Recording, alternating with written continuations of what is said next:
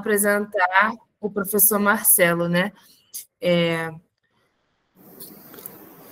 Fisioterapeuta pelo CRIFIT 2, ele é mestre em Ciências de Atividade Física, membro do Grupo Técnico de Ultrassonografia da Câmara Técnica de Fisioterapia.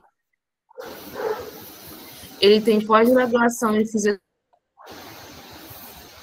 em fisioterapia na unidade de terapia intensiva. Muito obrigada pela sua disponibilidade, pelo seu tempo. Fica à vontade, essa área é toda sua. Obrigado. Primeiramente, boa noite a todos. Novamente, quero agradecer pelo convite. Eu não sei se é a minha internet aqui, mas a fala dela picotou um pouquinho aí. Se a minha também tiver ruim, assim, picotando, vocês me avisam, que aí eu tento fazer algo aqui diferente. Tá perfeito. Tá perfeito. Para mim tá tranquilo também. Então tá, eu vou projetar minha aula aqui. E aí vocês vão me auxiliando aí também para ver se a aula tá...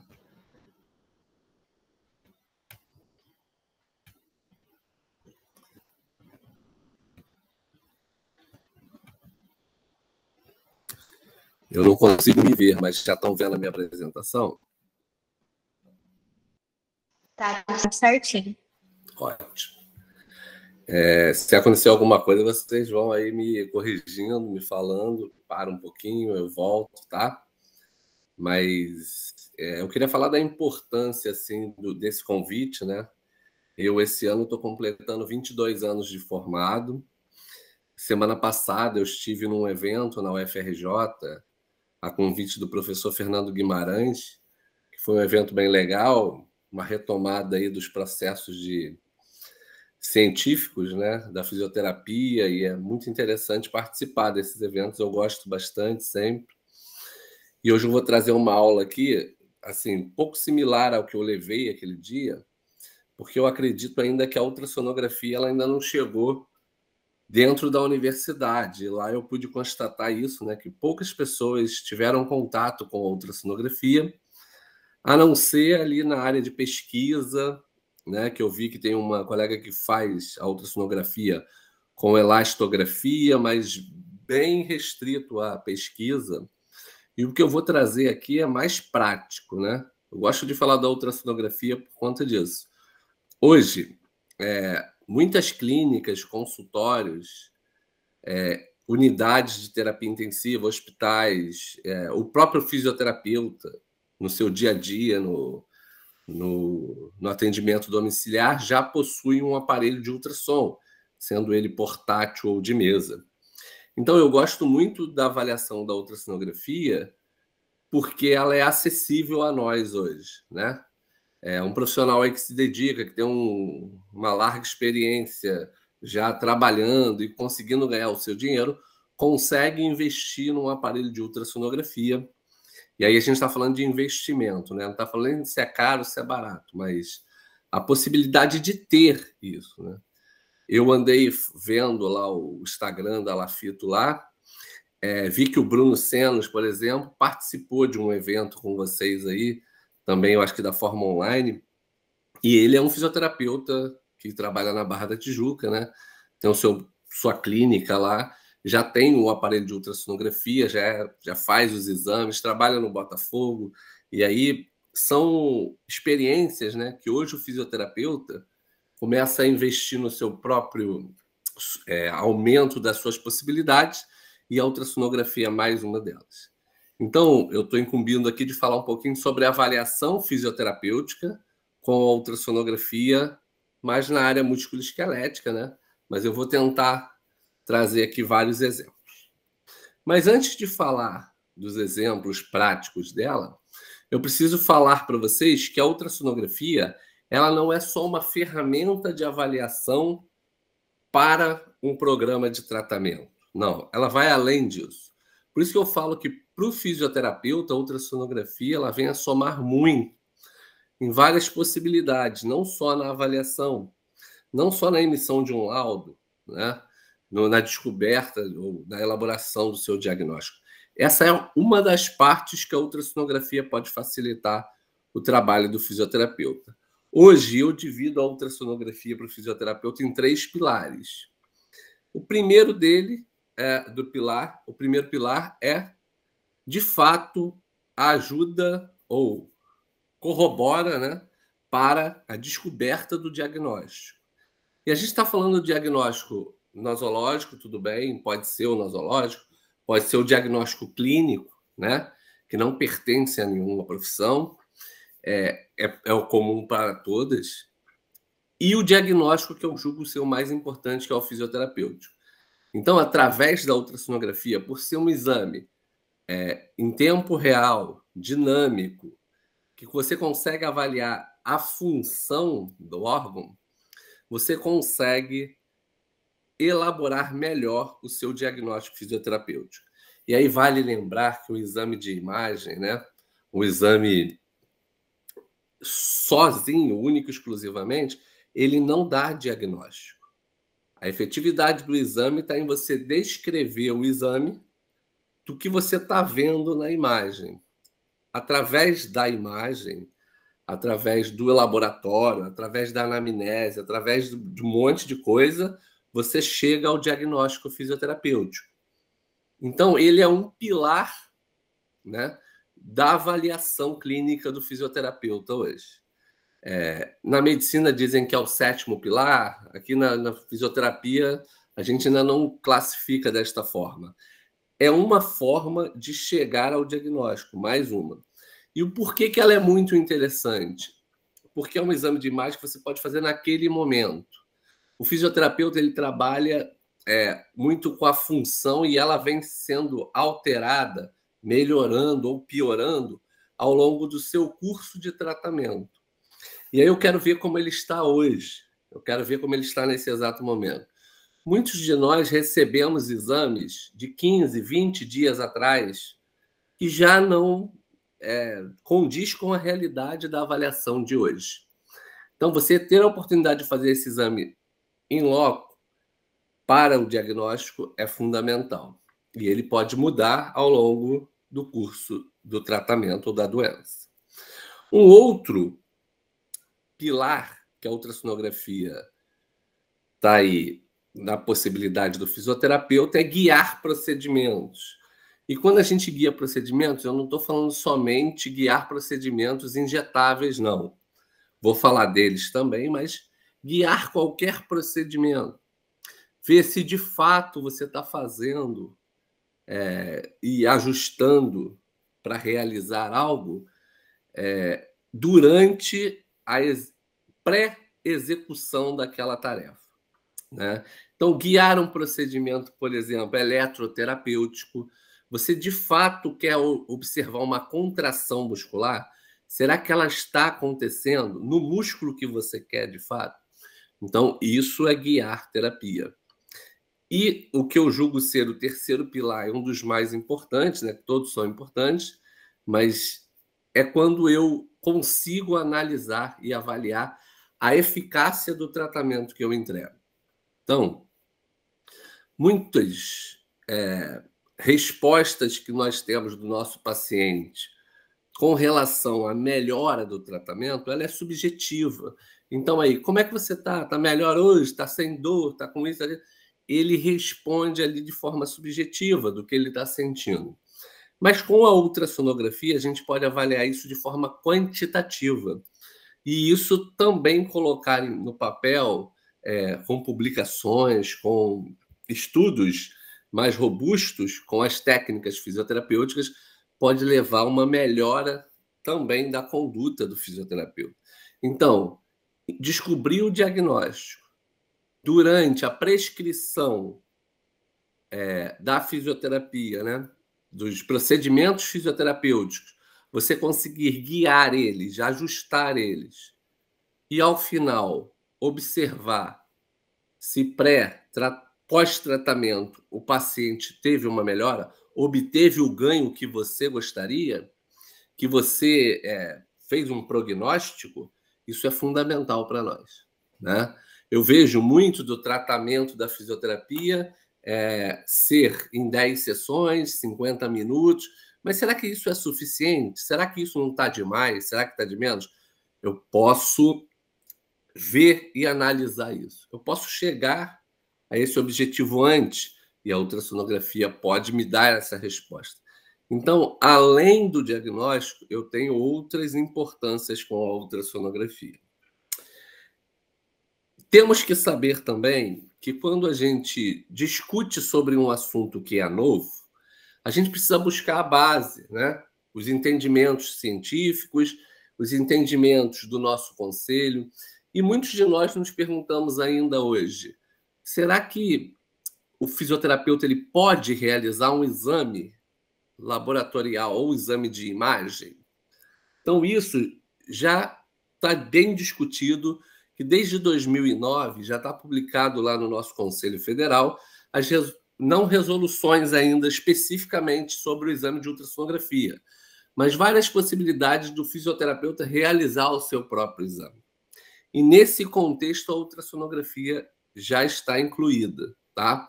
Essa inclusão da ultrassonografia, inclusive, corrobora com a possibilidade de você cobrar por esse exame. Porque na tabela nacional de procedimentos fisioterapêuticos já tem um valor do exame que você pode cobrar. Aqui é um referencial, né? Então, eu sempre digo que quem vai fazer e elaborar o melhor custo-benefício para um exame desse é o profissional.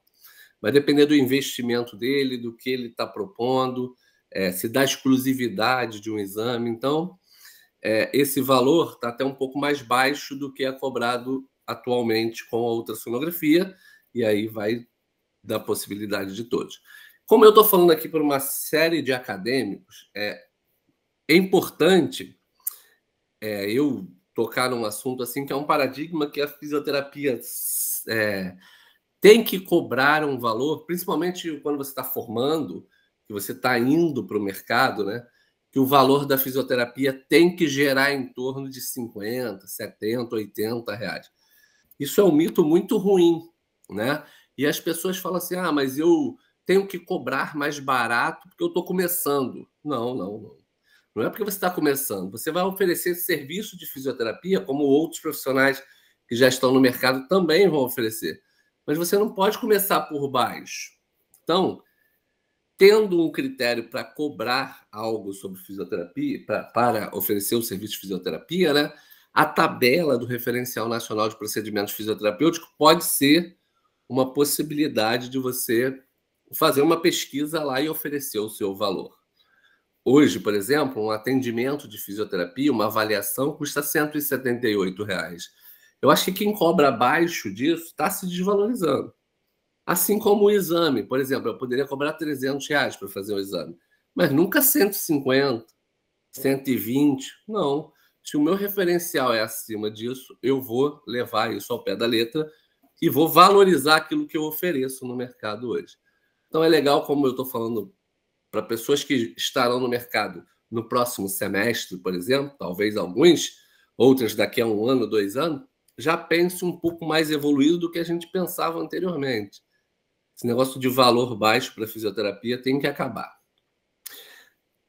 A colega, quando me apresentou, disse que eu sou do grupo técnico, né, de fisioterapia da ultrassonografia, que a gente chama de cinesiológica do COFITO. Eu e mais 5 colegas compomos esse grupo, né? A Carla, o Wagner, o Marcelo Farani, a Natália e eu. A gente está num projeto de elaboração aí de resoluções, de acordo, de documentos que vão embasar ainda mais o uso da ultrassonografia pelo fisioterapeuta e isso seja, de fato, incluído numa grade curricular e ter aí a experiência de você, ainda na graduação, conseguir fazer o exame, ter o equipamento aí para você disponibilizar. Isso vai mudar um pouquinho o cenário também da ultrassonografia. Então, é importante que isso chegue, como eu estou fazendo aqui o meu papel hoje, de divulgar a ultrassonografia para as pessoas que daqui a pouquinho vão buscar por um curso, uma qualificação e outras coisas através da ultrassonografia. Aparelhos de ultrassonografia existem diversos, né? Aqui eu estou dando alguns exemplos de modelos, né? Mas outros inúmeros existem, né? A gente tem os modelos que a gente chama de de mesa, né, com um carrinho assim. Esse aqui é o meu aparelho de mesa. Eu tenho um carrinho dele também, que tem 2 sondas. Esses aqui já são os aparelhos ultra portáteis. Esse aqui já é um aparelho parecido com um laptop. Então, tem uma diversidade muito grande de aparelhos no mercado, com valores diversos, né? Hoje aí a gente tem aparelhos com saída de 15 mil reais, por exemplo. Esse aqui, você consegue investir um dinheiro considerado mais baixo, né? Aí, isso pode ser um valor inacessível para alguns, mas é o que a gente estava falando anteriormente. Isso é um investimento. Você investir naquilo que você vai oferecer é fundamental que você tenha um retorno sobre isso. Então, futuramente, espero que todos tenham um aparelho de ultrassonografia no bolso que possam avaliar os seus clientes e receber por isso. Você viu que eu corroboro tanto o exame quanto a avaliação. Então, ó, eu cobro R$200 na avaliação, 300 é o exame e o atendimento de fisioterapia é 250. Então, eu posso colocar isso agregado num valor, e aí você vai falar, mas aqui na minha região ninguém paga isso. É porque ainda é critério de fazer pacote, ainda é critério de valor mais baixo, mas eu não estou incluído nesse critério. Eu busco aquelas pessoas que querem um serviço de excelência, uma pessoa que vai levar um serviço de excelência. Então, eu posso cobrar dentro dessa previsão que eu faço. E é isso que eu gosto de estimular o profissional. Valorize-se, leve o melhor e receba por ele. Então, aparelhos vocês podem depois ter contato, né? Inclusive aí na UFRJ, algumas vezes já fui no hospital, numa clínica aí, fazer e qualificar profissionais de fisioterapia com ultrassonografia. Então, vocês podem se deparar com um aparelho de ultrassonografia e ter já a experiência aí de uso deles. No CTI eu já fui algumas vezes também lá. O que é mais importante? Quando você se depara com um aparelho de ultrassom, você tem que se familiarizar, entender o que aqueles botões todos fazem, né? Que forma de função eles têm, é importante, mas também não precisa saber de todos. Se você souber o básico da ultrassonografia que tem em qualquer aparelho, você já consegue fazer uma imagem adequada. O importante é você familiarizar-se com o aparelho que você tem hoje.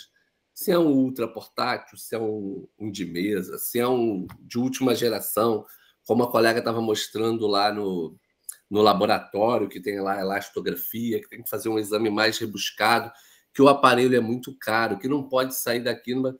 Então, você vai tendo uma visão do básico da ultrassonografia, você pode mexer em qualquer aparelho que não vai ter dificuldade. O importante é você saber ajustar esse aparelho para que você utilize da melhor forma.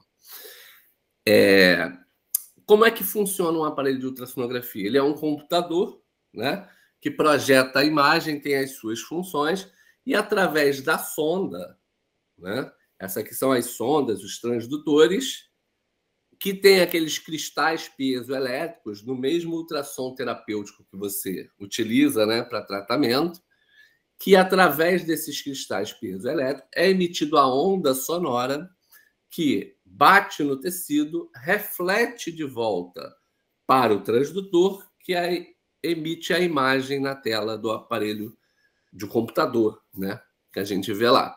Existem diversas sondas e elas servem para exames diferentes. Por exemplo, essa sonda mais comprida aqui, que a gente chama de endocavitário, geralmente as mulheres têm acesso mais, né, quando fazem um exame intravaginal, por exemplo, que é feito com essa sonda. Por exemplo, a gente tem essas sondas menorzinhas, assim, que a gente chama de setorial, é uma avaliação mais cardiológica, mais pontual, né? A gente tem o transdutor que a gente chama de curvilíneo, ele tem a frequência dele é menor, então ele atinge profundidades maiores.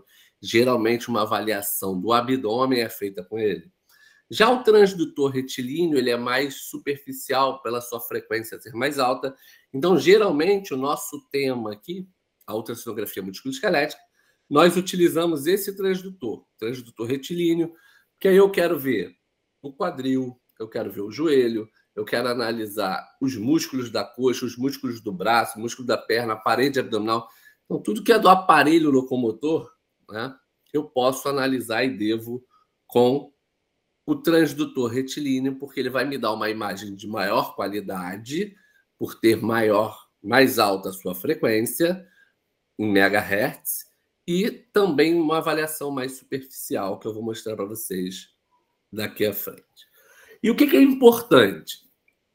Eu me lembro que quando eu estava na graduação, que eu iniciei na graduação em 2000, lá atrás eu fui monitor de anatomia, né? Eu gostava muito, porque o meu irmão já fazia medicina, já era monitor de anatomia, me levava para o anatômico. Quando eu entrei para a faculdade de fisioterapia, eu fui ser monitor também. E aquilo ali não tinha um propósito naquele momento, né? Mas eu estudei muito, que era prova todo semestre, para passar, para ter bolsa, para aquilo tudo. E hoje eu vejo que ali já foi um preparativo para eu estar aqui hoje com a ultrassonografia, porque a anatomia é a base do exame de ultrassonografia. Então eu trago tudo aquilo da posição anatômica, da origem, da inserção, da inervação, da ação. Tudo isso eu vou agrupar com o meu exame de ultrassonografia para chegar a um diagnóstico funcional, por exemplo, para chegar no diagnóstico fisioterapêutico, porque saber dessas possibilidades é fundamental. E isso não somente na imagem, tá? Porque quando eu encosto o transdutor no paciente, os planos e eixos também vão fazer sentido nesse contexto. Eu tenho como encostar o transdutor no plano longitudinal, que aí a gente usa o plano sagital e mediano. Eu tenho como fazer uma avaliação no plano transversal, né? Que a gente chama também de axial, que divide o indivíduo em superior e inferior. E eu ainda tenho como fazer a avaliação coronal, né? Que divide o indivíduo em anterior e posterior. Mas essa é somente a posição do transdutor. E por que isso é muito importante? Porque em todos os exames de ultrassonografia, isso deve ser descrito.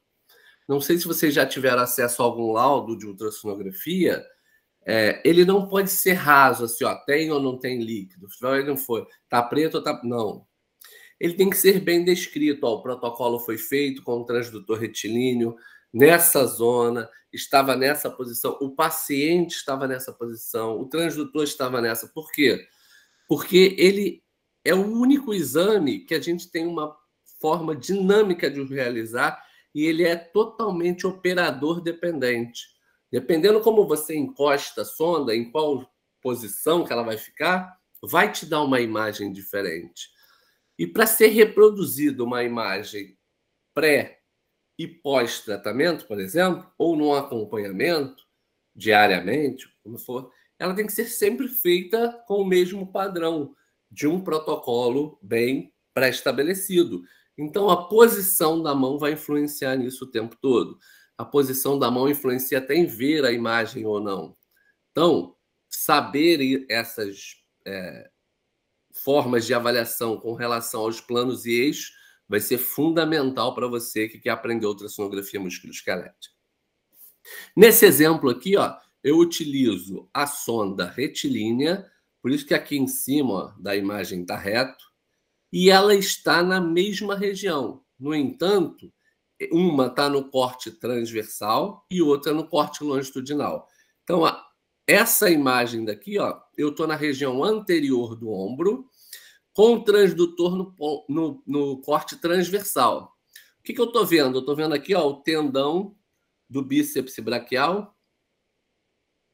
Estou vendo aqui o tendão da porção longa do bíceps braquial no plano transversal, ou seja, quando eu coloco ele assim, ele vem cortando o plano assim. Então, ele vai pegar uma pontinha ali do tendão e vai me mostrar nessa imagem que eu estou vendo aqui. Esse tendão, ele está dentro do sulco intertubercular, né? Então, eu tenho um sulco aqui eu tenho um tubérculo menor e aqui eu tenho o tubérculo maior do húmero. Aqui em cima eu tenho o músculo deltoide, né? Aqui o subcutâneo e a pele. Como que a ultrassonografia ela funciona? Toda vez que eu encosto ela num lugar, a sonda, ela ilumina o que está lá dentro, como se fosse uma lanterna interna. Então, ela passa a emitir essa onda sonora de forma intensa até chegar no osso, onde ela não consegue mais ultrapassar. e essa onda chega lá, bate, volta e reflete essa imagem. Então, a primeira parte que ela encosta está aqui, ó, que é a pele, embaixo da pele o subcutâneo, depois vem a camada muscular, e eu estou chegando aqui, ó, no músculo deltoide, que vem até aqui, e aqui embaixo tem o úmero. Quando ele chega no osso, a onda não consegue ultrapassar e fica preto assim, ó, o que a gente chama de sombra acústica. Então essa é uma sombra acústica do osso, da cabeça do húmero nesse caso. Essa imagem aqui, ó, é na mesma região, porém a sonda agora está no plano longitudinal. E eu vejo aquele tendão redondinho ali, agora eu vejo ele aqui assim, ó. Ó. Agora ele está longitudinalmente na imagem. Está passando aqui. Aqui é o deltoide, ó, que a gente já tinha visto lá. Aqui o subcutâneo e aqui a pele. Então é a mesma imagem, só que o plano do transdutor mudou. E aí, se eu quero fazer uma análise mais específica do tendão num todo, eu jogo ele no plano longitudinal. Mas se eu quiser fatiando ele somente para ver as porções no plano transversal, eu também consigo. Isso vai me dar fatores de avaliação diferentes. Então, é importante eu saber que eu posso ter essas duas imagens diferentes. Tá? E aí, assim, ó, o que a ultrassonografia trabalha através da imagem? Vocês viram as imagens ali, que é tudo muito branco, preto e cinza, né? A ultrassonografia não trabalha com a cor, no modo B, que a gente chama, né? Bidimensional. Ela trabalha com o preto e com o cinza numa escala de pixels, onde 0 é preto e branco é 255 nessa régua de pixels. Então ele sai do 0, vem ficando cinza escuro, cinza claro, cinza e chega no branco, né? E as estruturas, por conta das suas densidades diferentes, né, densidade tecidual, elas refletem essa imagem do tecido para a sonda de formas diferentes. As estruturas que têm mais líquido, elas refletem menos a imagem, o eco de retorno para aparecer a imagem ele é menor do que as estruturas que são mais compactas, sem líquidos. Por exemplo, fáscias e ossos. Já estruturas como o músculo, que tem a célula muscular é rica em líquido e tem as suas fáscias no seu interior, então a gente tem um nível médio dessas, né? Tanto tem as duas partes que ele fica cinza. E tem estruturas que só tem líquido, por exemplo, como o vaso sanguíneo, seu interior só líquido. Bexiga cheia, só líquido. Cartilagem, muito líquido. Então, a densidade desse tecido vai refletir uma imagem branca ou preta, dependendo da sua densidade. Então, a gente divide isso em estruturas hiperecóicas, que é a nomenclatura da ultrassonografia, né? Como a gente está trabalhando com eco de retorno, hiperecóicas são as estruturas que aparecem brancas para a gente na nossa avaliação. Hipoecóicas são as estruturas que aparecem cinza e anecoicas as estruturas que aparecem pretas. E aqui eu estou dando alguns exemplos, né? Hiperecóicas, ossos, calcificações, fáscias. Hipoecóicas, tendões, nervo, músculo, ligamento, porque são estruturas que têm o tecido conjuntivo, mas também tem líquido envolvido, né?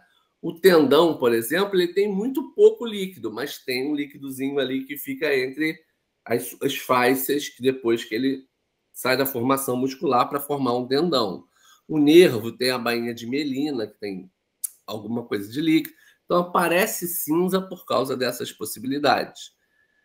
E as estruturas completamente líquidas, né, ou que têm uma carga muito grande de líquido, que são as bursas, a cartilagem, os órgãos com líquido, como eu falei, o vaso sanguíneo. E aí, diferenciar isso, como é que eu vou saber que é uma estrutura e quando é outra? Geralmente é na sua localização anatômica. É uma das possibilidades de entender o que está ali. Então, por isso que eu sempre falo, quando eu avalio o meu braço, eu vejo pele, subcutâneo, músculo e osso. Aí eu brinco na aula, né? Pô, então tem a pele, músculo bíceps braquial e tem um fêmur. Aí o pessoal fala, fêmur no braço? Lógico que não. Por quê? A lanterna ela só vai iluminar, de fato, o que temos aqui. E você sabe que aqui está o húmero, que aqui está o rádio, aqui está a una. Então, ele só vai mostrar aquilo de fato que tem. Por isso que antes de encostar a sonda em alguém, anatomicamente você precisa estudar a região. Porque tem gente que procura algumas coisas, né, numa avaliação que não existe naquela região. Então, de fato, eu preciso dar uma estudadinha na anatomia, trazer para a nomenclatura da ultrassonografia, como a gente está fazendo aqui, para a partir daí entender as imagens. Eu coloquei aqui, por exemplo, 3 imagens diferentes. Essas 3 imagens foram feitas no mesmo lugar, com pessoas diferentes. Então, a gente tem a figura A, à esquerda, B, central, e C, à direita da imagem. Então, eu tenho na primeira imagem aqui, o transdutor ele está no plano longitudinal, ou seja, em pé no corpo da pessoa, no flanco superior direito, na parede do abdômen superior direito. Então, o que eu tenho aqui? Vou colocar aqui, vou tentar escrever aqui um pouquinho mais. Pele, sempre ele encosta na pele primeiro. Aqui abaixo da pele a gente tem uma pequena camada de subcutâneo. Então, o subcutâneo está aqui. Depois vem a camada muscular.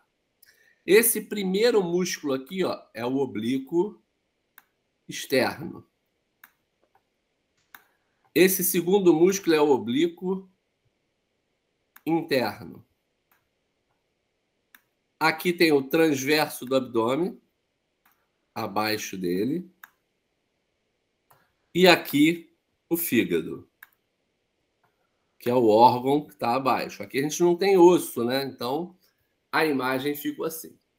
Esse é um indivíduo que não sofreu alteração da parede abdominal. Tá? Esse é o grau de normalidade que eu espero encontrar numa avaliação da parede abdominal superior direita. Quando eu venho para a segunda imagem, a pele está aqui, O subcutâneo, eu perdi ele um pouco aqui, eu não sei o que é o subcutâneo aqui. Eu sei que tem um músculo aqui, que eu não sei qual é. Tem um outro músculo aqui que eu também eu acho que é o transverso, mas talvez o transverso esteja aqui. O que aconteceu com esse indivíduo? Ela passou por um procedimento estético de abdominoplastia com bio, não sei o que lá, e ela evoluiu com fibrose na parede abdominal pós-procedimento. Notem que essas linhas aqui, brancas, todas são tecido conjuntivo de forma irregular, densidade irregular, tudo mal planejado. Então, foi a resposta inflamatória que a paciente sofreu, alterou a direção do tecido, um aumento da concentração desse tecido conjuntivo e levou à fibrose dessa parede. E ela estava fazendo fisioterapia para tentar reorganizar essas estruturas. Já na outra imagem, é a mesma coisa. Pele, subcutâneo está aqui, E o que aconteceu com os músculos? Eles sumiram daqui. Por quê? Após um procedimento cirúrgico, esse paciente aqui, essa paciente, evoluiu com uma camada grande de líquido aqui. Esse aqui a gente chama de seroma, que é uma resposta a uma agressão ao organismo, né? Então, eu tenho seroma aqui, que levou essa alteração. Então, antes de eu chegar a esse diagnóstico, eu preciso saber o que não está alterado, preciso saber o que é o normal. Então, o estudo da ultrassonografia passa pela avaliação, né? E aí eu cheguei aqui, detectei alterações, vou trabalhar em cima disso, vou trabalhar em cima disso para atender melhor meu paciente. E isso é muito relevante, né? Eu estava conversando antes de entrar aqui com um aluno meu de mentoria que eu faço lá do Rio Grande do Sul. Ele falou: Marcelo, fiz um procedimento hoje que a gente tirou 170 ml de líquido do joelho de uma paciente. Anterior à ultrassonografia, a gente tirava 70, 80 e ela continuava com a dor. Hoje, observando com a ultrassonografia, eu fui mais assertivo e consegui retirar o líquido todo. Colocamos o anti-inflamatório no local e agora a gente vai esperar uma evolução melhor dessa paciente. A gente é mais assertivo com o que a gente está vendo lá dentro. A gente não está só idealizando. Por exemplo, no seroma aqui, é muito comum que apareça um aumento do volume tecidual naquele lugar. E as pessoas acham que é edema. E ficam fazendo drenagem linfática, por exemplo, sessões, e não melhoram. O seroma não tem como você drenar ele. Você tem que agulhar e puxar. Então, você muda até o plano terapêutico dependendo do que você está trazendo de avaliação com essa paciente. Outra avaliação assim que é comum, eu falei até isso lá, né? Nós vimos lá o colega que avaliou com eletroneuromodulação, a outra colega com elastografia, eu levei a ultrassonografia, só que um dos carros-chefe da fisioterapia é utilizar fita métrica o tempo todo, né? Fita métrica para edema, para ver, pô, isso aí já, eu acho que a gente precisa dar uma aposentada na fita métrica, apesar dela ter alguma função para alguma coisa que talvez no meu dia a dia eu não tenho mais. Por exemplo, essa aqui é uma tabela da Organização Mundial de Saúde que diz o seguinte, ó, o paciente do gênero masculino e feminino que tem a cintura abdominal no homem 102 centímetros, na mulher 88 centímetros, ele tem um risco aumentado de ter doença cardiovascular, né? E nós fizemos isso com um atleta, um personal trainer, e um sedentário. E ambos, naquela época, tinham 103, 104 centímetros de cintura abdominal. Só que quando a gente vai analisar o que está lá dentro da parede abdominal, eu observo o seguinte, ó. Essa linha em amarelo é a composição muscular dessa parede abdominal, onde o indivíduo tem 87% de músculo e 13% de subcutâneo. Já no sedentário, a gente observa o subcutâneo dele aqui, ó, com um número muito aumentado de tecido gorduroso, 74% de subcutâneo. Já o músculo, ó, perdeu bastante fibra muscular, porque ele chega a estar branquiçado, e a gente tem uma diminuição da camada muscular. Na perimetria, a gente está vendo, né, analisando através da fita métrica, mas de fato o que tem lá dentro, de fato o que eu quero oferecer. Isso é interessante até para o fisioterapeuta que trabalha com a parte esportiva. Os colegas do CrossFit, os colegas que estão querendo trocar a massa muscular por massa gorda por massa muscular, né? Massa branca por massa pesada, dependendo da nomenclatura. Então, isso é uma forma que a gente tem de entregar o cliente uma possibilidade de avaliar e ser mais assertivo com essa avaliação. Então, isso a gente faz bastante no consultório, tá? É uma possibilidade que você tem de avaliar o conteúdo abdominal. E aí as pessoas falam assim, eu tenho 80% e 20%. Tá bom? Eu não sei se tá bom ou se tá ruim. Quem tem que me dizer isso é você. O que você quer chegar? Você quer ter 50-50, 20, aí vai com você, né? Essa relação de mudança, ela pode acontecer. E quando a gente sobe numa balança de impedância, por exemplo, bioimpedância, ela não mede isso. Ela está vendo num todo. E aí a assertividade é bem mais baixa, quando você quer uma coisa mais localizada. Uma outra coisa que eu faço bastante é o exame, né, de pacientes, de pessoas. E aí eu sempre, quando eu faço a ultrassonografia músculo-esquelética, eu faço um comparativo, né? Como eu fiz aqui no membro inferior esquerdo do paciente que tinha uma lesão de gastrocnêmio medial, eu fiz do outro lado também. Então, a gente está vendo aqui, ó, o hematoma aparecendo aqui nesse exame, quase lá no finalzinho do tríceps sural. E aqui não tem, ó. Do outro lado não tem. Desse lado não tem. Então, esse é um comparativo que eu quero atingir futuramente. E sempre que eu emito um laudo, eu coloco isso aqui, ó, o que a gente chama de Classificação Brasileira de Diagnóstico Fisioterapêutico. Isso já deveria estar na boca de todo fisioterapeuta. Todos nós deveríamos correr atrás de tratar alguém baseado no diagnóstico fisioterapêutico. Eu costumo dizer, você não trata de entorse de tornozelo, você não trata de fratura de não sei o que. Não, você não trata isso. A gente não trata pneumonia, a gente trata paciente que tem alguma disfunção relacionada a alguma doença ou algum distúrbio. Então, se eu não sei encontrar disfunção, como é que eu vou prescrever algo? Então, baseado no exame de ultrassonografia, eu sempre coloco a classificação que a gente chama de CBDF no exame, para o colega, quando for receber esse exame, saber o que está direcionando para o tratamento. Aqui é uma avaliação. Deixa eu tentar voltar aqui. Que isso aqui é um vídeo. Aí. Esse aqui é um atleta, corredor com barreira, que sofreu uma lesão, e a colega pediu para eu avaliar. Notem que lá no músculo, ó, eu tenho um aumento de uma área anecoica preta, que é onde está o hematoma muscular desse paciente. Ele se queixava de dor na raiz, né, na origem, desculpa, dos músculos posteriores da coxa. E a colega estava tratando lá perto do isquio.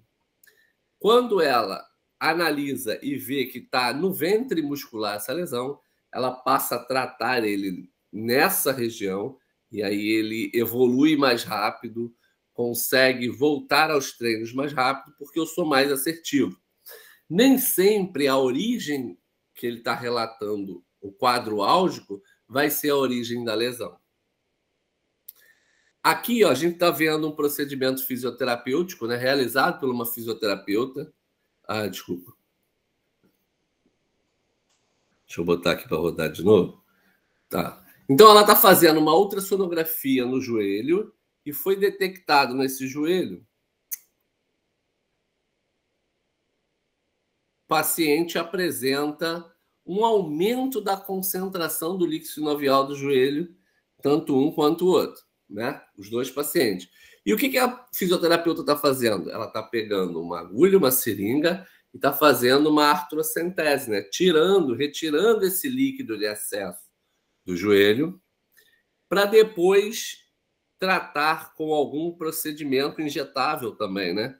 E aí, no caso, a seleção do tratamento é ela que vai fazer. Então, ela começa a tirar esse líquido, que é o que está causando. E aí é bem importante a gente pensar, e depois a gente vai abrir para algumas questões, né? Perguntas. É assim, ó. Eu hoje não gosto muito dessa ideia que você tem que fazer 10 sessões de fisioterapia para ver se vai melhorar. O seu paciente, ele quer um alívio imediato. E desta forma pode acontecer com procedimentos, por exemplo, de artrocentese. Você imagina você ficar ali com gelo, achando que isso vai aliviar. Por exemplo, esse rapaz, ele é um corredor de rua, né? E ele quer sempre fazer essa atividade de 15 em 15 dias. Então, ele está buscando ali uma solução do problema dele o mais rápido possível. E ela está oferecendo esse tratamento.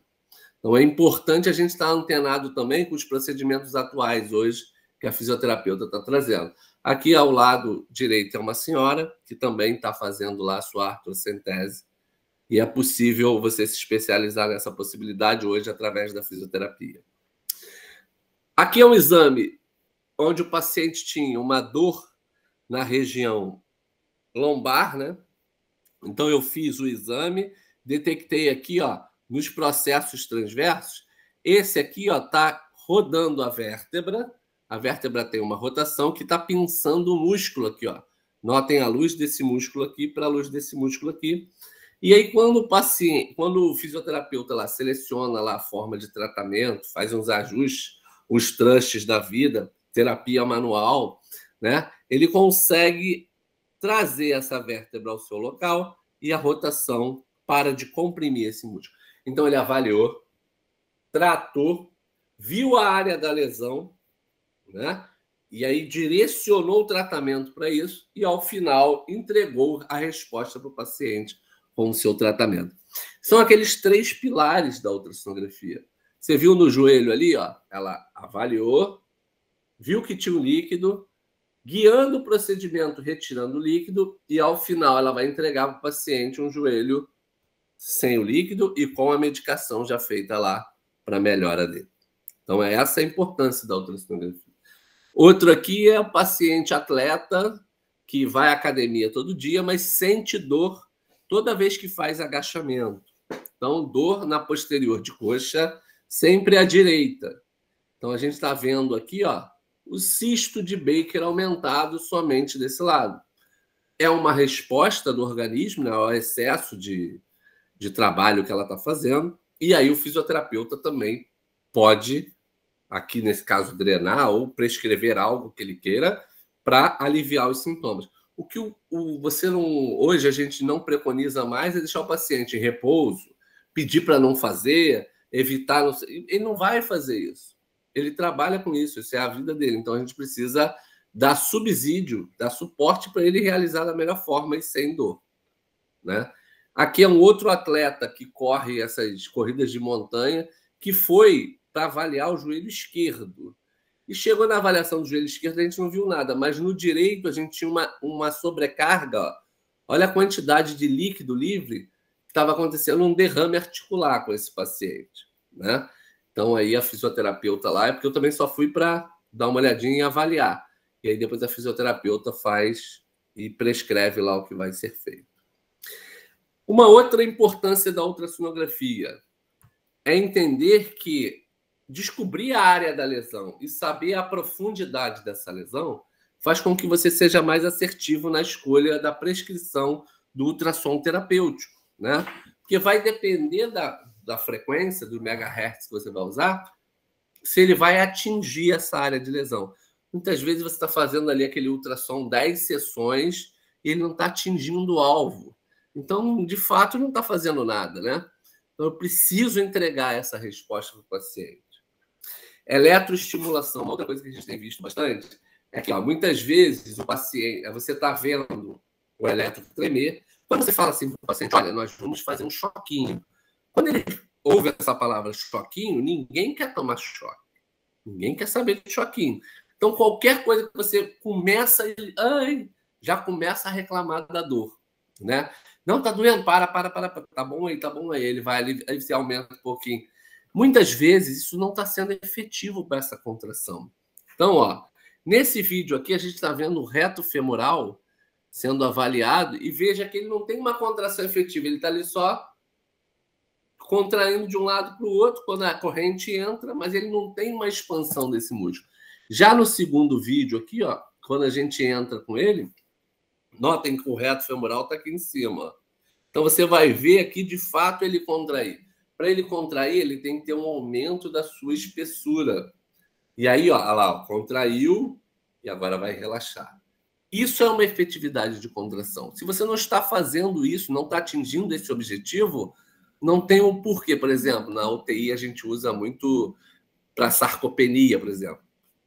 Na musculoesquelética, no atleta, por exemplo, que eu estava falando com um amigo aí que está acompanhando o tratamento da Graciane Barbosa, que fez uma cirurgia de joelho, né? E aí ela está trabalhando um lado e o outro vai começar a fazer eletroestimulação para tentar manter a massa muscular. E para isso, ela tem que ver efetividade nessa contração. Não adianta só ficar ali tremendo e não chegar ao objetivo de uma contração. Outra coisa que a gente pode levar aí a melhorar, né, é a prescrição através do ultrassom terapêutico estacionário para consolidação de fratura.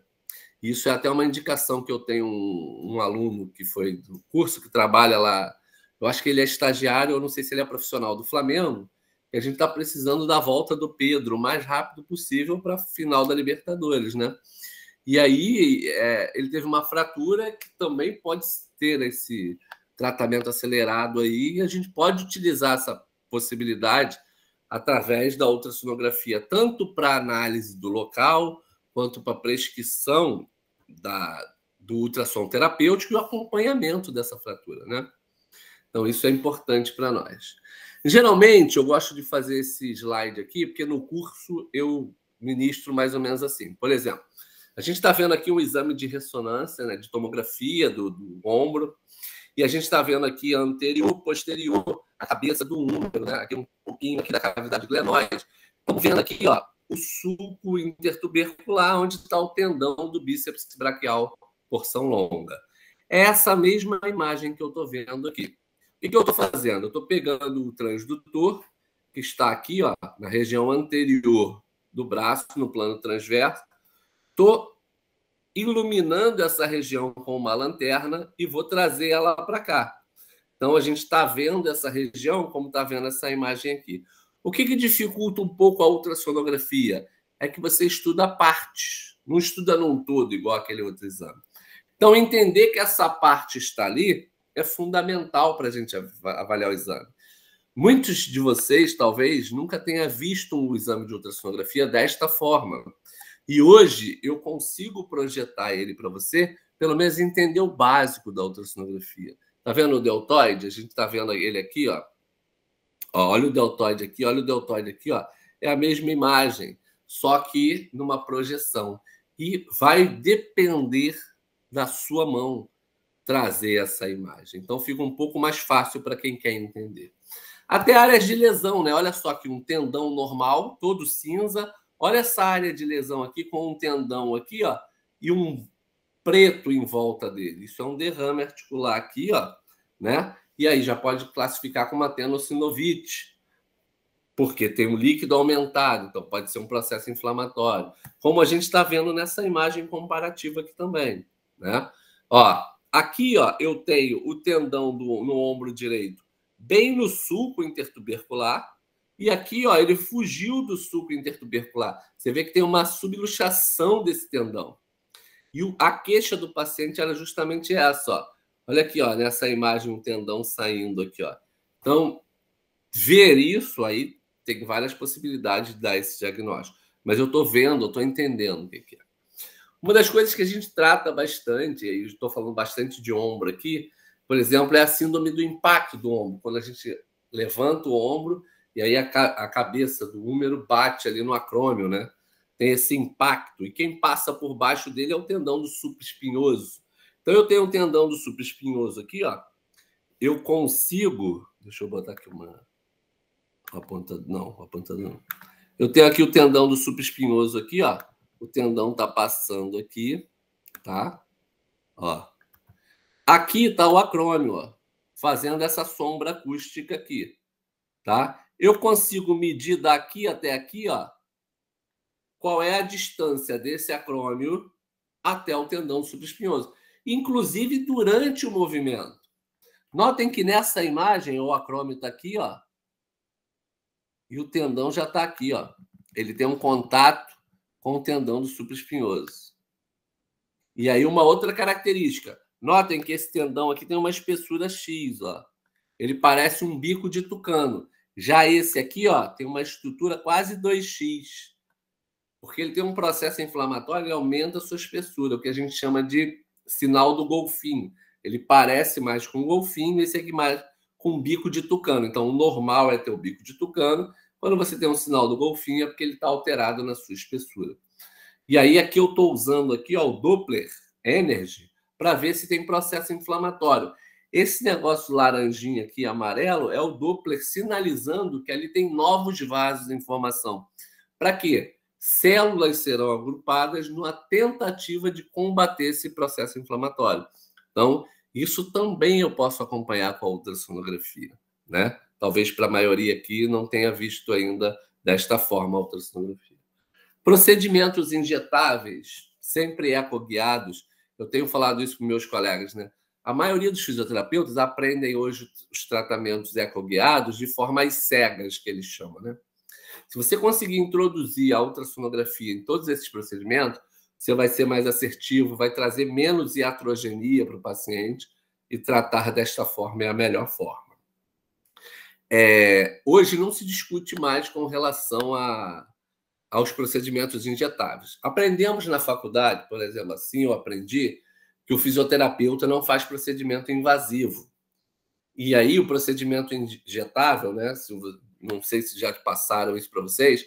O que é um procedimento invasivo?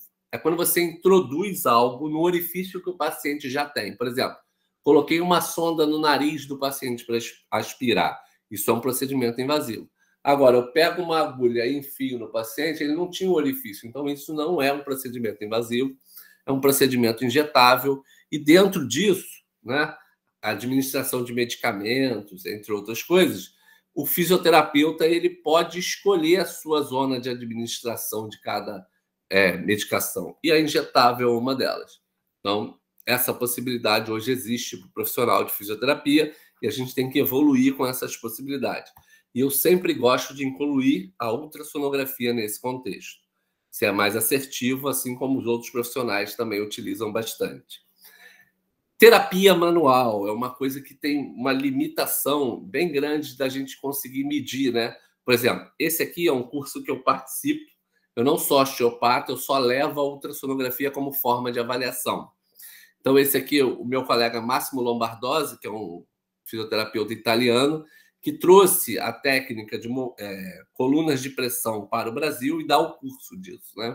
Então, através da sua terapia manual, ele mobiliza as vísceras no intuito de melhorar a função visceral e aí a causa de dores, para quem faz osteopatia sabe disso.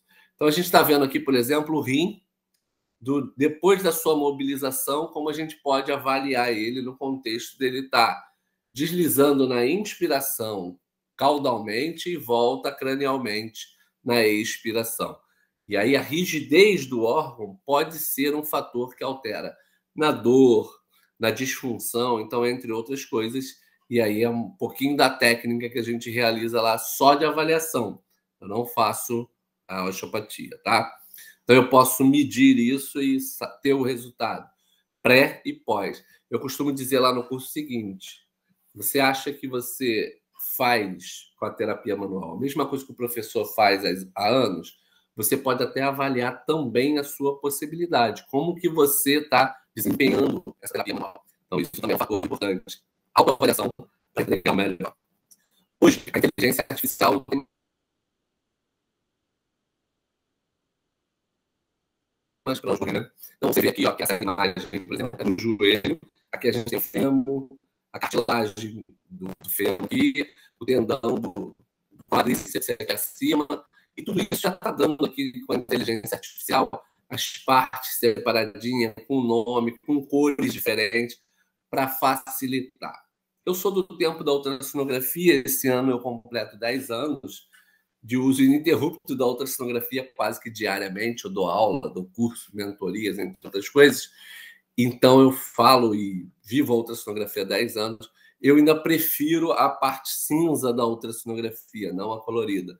Eu sei que hoje, até o meio de ensino mudou completamente. Então, as coisas vão alterar, vão ser mais interpretativas dessa forma. E que bom. Chegando nas pessoas já está ótimo. Então, a gente tem uma possibilidade de ter uma imagem melhor.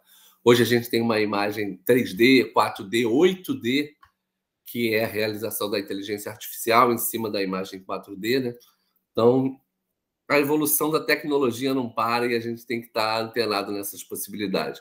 Hoje a gente tem aí um cenário bem interessante, que um aparelho de ultrassom cabe no bolso, você tira e faz o exame aonde você quiser.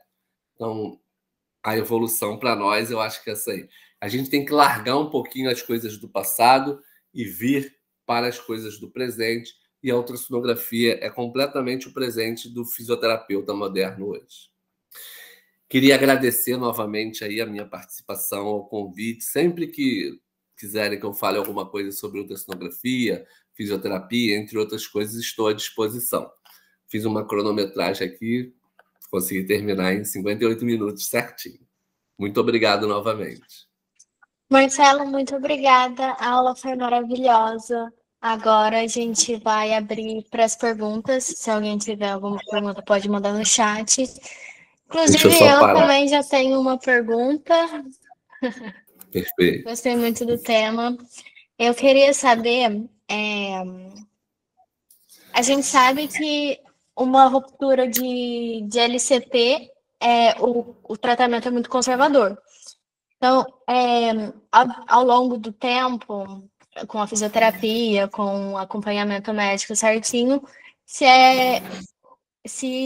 a ultrassonografia pode ajudar para ver se ele cicatrizou certinho ali, se não.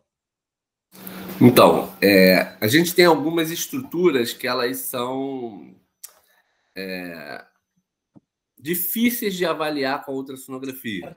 Por exemplo, disco intervertebral, muito profundo e tem osso na frente. Ligamento cruzado anterior, ligamento cruzado posterior, são também estruturas que não devam, você já tem o aparelho, você pode até avaliar, mas que a preferência por avaliação com outras possibilidades de exame. Mas para nós, fisioterapeutas, a gente tem que, você falou aí, acompanhar bem direitinho pelo fisioterapeuta e pelo médico, né?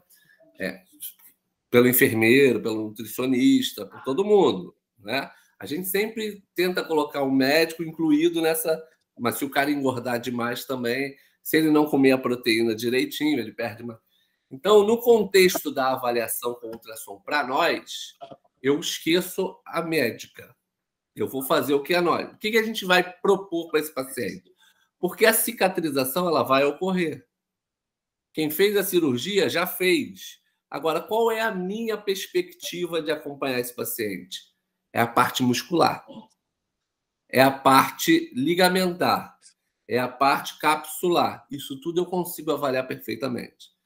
A gente está fazendo um trabalho do seguinte. Toda vez que eu imobilizo um membro, ele perde massa muscular e eu quero acompanhar isso com a ultrassonografia. Então, eu tenho um membro que está em atividade completa e um membro que está com menos atividade ali naquele momento.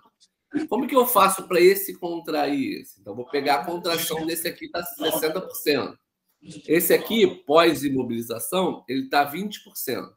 Eu quero trazer para cá. Hoje a gente usa a contração voluntária com a eletroestimulação, unindo. E eu tento chegar nesses 60, que esse aqui já está, para encurtar o tempo de recuperação desse doente. E eu guio isso com a ultrassonografia. Ponto para mim, sabe por quê? Porque só eu que faço isso como fisioterapeuta. O médico ele vai avaliar a lesão, a nutricionista vai avaliar a massa muscular, mas guiar o procedimento em função, só eu como fisioterapeuta. Então, isso que é o interessante da ultrassonografia. Nós estamos buscando hoje formas de nós entregarmos ao paciente através da avaliação do fisioterapeuta, que só ele faz. Obrigada. Aí tem outra pergunta do Arthur aqui. Ele falou: o senhor recomenda a ultrassonografia para todo tipo de paciente ou para pacientes específicos? Ai, não estou conseguindo mais. Por exemplo, atletas ou pessoas ativas fisicamente. Olha só, a ultrassonografia não tem recomendação, né? É o seguinte: todo paciente que for avaliado por um fisioterapeuta pode ser que ele escolha a ferramenta ultrassonografia. Ele quem? O fisioterapeuta. Eu utilizo a ultrassonografia todo dia. Por exemplo, chegou lá um atleta de vôlei com uma lesão no ombro. Eu citei muitos atletas aqui porque é o nosso tema, a músculo-esquelética. Mas, por exemplo, eu poderia pegar uma pessoa pós-cirurgia bariátrica e avaliar a composição corporal dela também com a ultrassonografia. Eu trabalhei 18 anos na UTI, né? A minha origem é do hospital. Hoje que eu saio um pouco dele, graças a Deus. Eu trago uma avaliação músculo-esquelética, por exemplo, do hospital, que é o diafragma. Pessoas com insuficiência respiratória. Então, é para todos. Avaliação da aeração pulmonar. Avaliação do vaso. Então, não tem discriminação de pessoas ou atletas ou isso.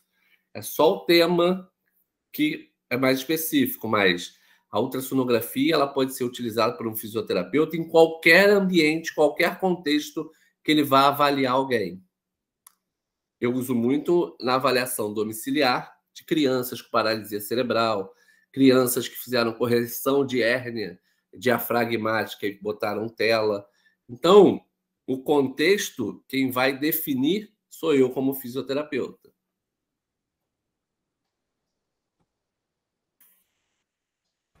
Marcelo, boa noite. Boa eu tenho noite. 2 perguntas. Uma delas é acerca do efeito Doppler que você citou. Por que eu vou utilizar o efeito Doppler para ver uma angiogênese se já tem no ultrassom sem o efeito Doppler, ele já utiliza e já dá para ver o fluxo sanguíneo e líquido? Eu não entendi o finalzinho. Para que eu vou usar? Por que eu usar o efeito Doppler se com a imagem de ultrassom normal eu já consigo identificar líquido? Então, vamos lá. Você identifica líquido, não fluxo. Quando eu jogo Doppler, eu quero identificar fluxo naquela região. Por exemplo, se fosse o líquido do seroma, em momento nenhum o Doppler iria sinalizar, porque ele só está em volta do líquido. Agora, quando o líquido está saindo do vaso e o vaso está ali pulsando, aí você tem a detecção através do Doppler Color ou Energy que naquela região tem fluxo, que naquela região tem energia. Por exemplo, se você pega uma bexiga cheia e coloca o Doppler, ele vai falar assim, ó, isso não é um vaso sanguíneo, não tem fluxo, não tem energia aqui, então ele não colore. É preto igual um vaso. Agora você pega a artéria e ele tá assim, ó, aí ele colore. Ele só colore a região que tem fluxo. E por que eu jogo ali o Doppler? Porque esse líquido ele pode ser de um edema, ele pode ser de um hematoma, mas não de uma angiogênese. Quando eu estou vendo que no tendão não tem esse fluxo, né? Um tendão normal não tem esse fluxo, e apresenta esse fluxo, é porque tem algum processo inflamatório em ação naquele momento. Por isso que eu uso, para identificar, por exemplo, eu posso ter uma região aqui no meu braço com um cisto, que é uma bolsinha de líquido, e um vaso logo do lado. Eu quero puncionar. Quem eu vou puncionar? O vaso ou o líquido? Eu tenho que jogar o Doppler para eu saber quem é que tem energia. Eu quero tirar essa bolsinha. Eu quero ir dentro do vaso porque eu quero tirar o sangue do paciente. Então, eu preciso diferenciar o que é um do que é outro. Eu falei para vocês que não tem cor, né? Mas a gente usa o fluxo justamente por causa disso. Tudo preto é líquido, mas é um líquido que precisa ser retirado ou não? Muitas vezes não. Beleza, perfeito. A outra era acerca... Você mostrou algumas imagens que tinham um formato mais cônico e uma mais retangulares. Eu suponho que seja por conta do transdutor, do formato dele. Mas tem alguma diferença de profundidade ou de uso das duas? Tem. Então, é porque eu não estou com uma aqui, mas a sonda ela pode ser curvilínea ou retilínea. E aí, nesse contexto, quando a gente olha lá em cima na imagem, se for a retilínea, ele vai sair reto, porque a sonda é como se fosse da imagem para cima está a sonda e para baixo é o que ele vai iluminar. Se a sonda é retilínea, a saída é reta. Se a sonda é curvilínea, a saída lá em cima vai ser curva. E tem uma que é setorial, que é uma curvinha só num pontinho lá em cima. Então, ali eu já identifico qual é a sonda que está ligada para eu usar naquele momento. Porque um aparelho de ultrassom hoje, ele pode ter 5 sondas ligadas ao mesmo tempo. E não é incomum um colega pegar uma sonda retilínea, encher ela de gel, encostar no paciente e falar: não está funcionando. Porque na tela do aparelho está a curvilínea. Está setada a curvilínea para usar e você está usando a retilínea. Então você tem que estar lá no botão probe e escolher a sonda efetiva que você quer. Isso já é uma identificação da sonda que você vai usar. Quanto à frequência de cada sonda, elas são diferentes. Por exemplo, uma retilínea, ela gira em torno de 8 a 12 MHz. Quanto maior a frequência, menos profundidade ela alcança no tecido. Quanto menor a frequência, por exemplo, a curvilínea tem frequência menor, que gira de 2 a 5 MHz. Ela chega mais profundo no tecido. Por isso que a curvilínea, eu avalio um abdômen de adulto, um tórax de adulto. Agora, a retilínea, eu já posso avaliar um tórax de neonato, um tórax de criança pequena, porque eu não preciso de tanta profundidade. O músculo aqui, ó, ele é superficial. Agora, se eu quero avaliar o músculo da parede abdominal de um abdômen globoso, eu não posso usar a mesma sonda, porque eu vou precisar de mais profundidade. Aí eu troco para curvilínea. Perfeito, muito obrigado. De nada, Lucas. Obrigado pelas perguntas. Mais alguma pergunta, gente?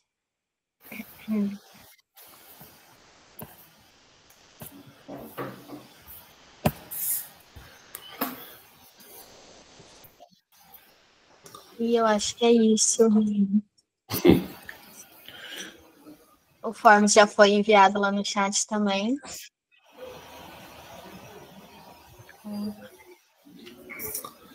Muito bom, gostei bastante, assim, né? Porque a gente vê que a liga tem bastante membros ali, ó.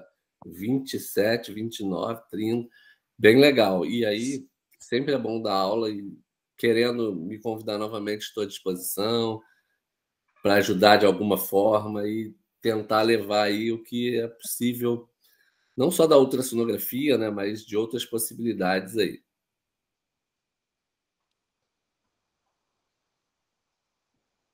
Eu acho que o link não está azulzinho, daí o pessoal não está conseguindo acessar. Obrigado você, Maria Clara. Muito, muito obrigado. Eu estava vendo você dando aula e eu fiquei imaginando, né, as formas que a gente pode estar utilizando isso e tudo mais. Você tem alguma diferença de usar com o movimento cinesiológico e não utilizar? É um outro tipo de aparelho? Como é? Não, mesmo tipo de aparelho que os outros profissionais usam, o aparelho é um só. Quem vai dar um movimento, quem vai fazer a possibilidade é você. Os aparelhos mais modernos, maiores, eles têm um que a gente chama de avaliação panorâmica. Por exemplo, você pega um músculo daqui, começa aqui, vai fazendo, igual a foto que você faz no WhatsApp panorâmica, que você vai girando assim, e aí você pega uma região maior. Assim também você pode fazer aqui, por exemplo, pegar um bíceps da inserção até a origem. Você vem com ele assim, depois ele apresenta essa imagem. Isso é muito legal e você pode fazer isso contraindo e relaxando. Por exemplo, eu uso muito em paciente neurológico, no tibial anterior, essa avaliação de função, de quanto ele faz esse movimento de dorsiflexão, principalmente para eu avaliar o ângulo de penação do músculo, que é o que me dá a contração desse músculo.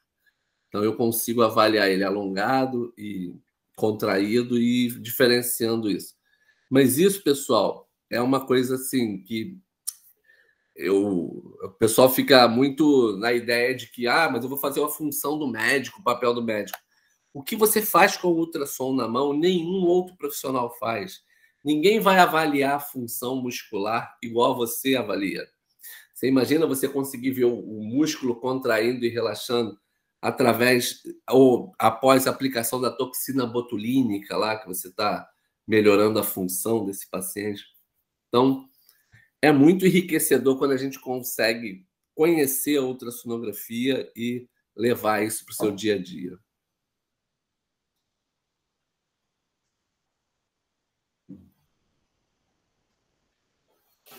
Obrigado novamente.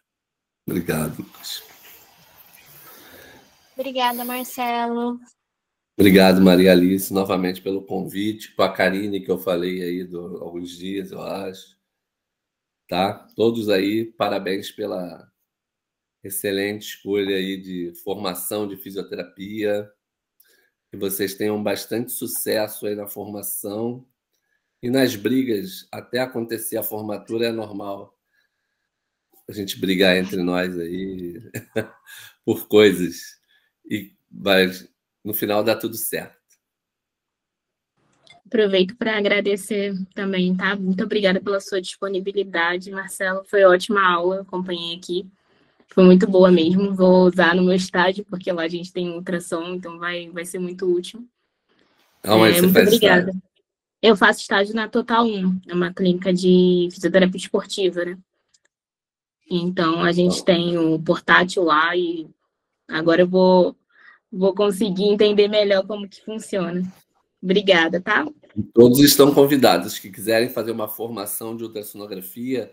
Eu ofereço em várias cidades do Brasil. Sempre um prazer receber lá as pessoas e evoluir com a ultrassonografia. Pode enviar também para mim o curso, que eu mando Tá, no grupo dos ligantes também. Pode, beleza. tá? Obrigado. Tá bom. Nada. Então tá bom. Posso ir? Pode sim. Encerramos por aqui. Tchau. Boa Muito noite a obrigada, todos. Marcelo. Uma boa Obrigado. noite para Tchau, você. tchau. Boa noite para vocês também, galera. Boa Acho que noite. conseguiram responder aí o Forms, né? Acho que tá.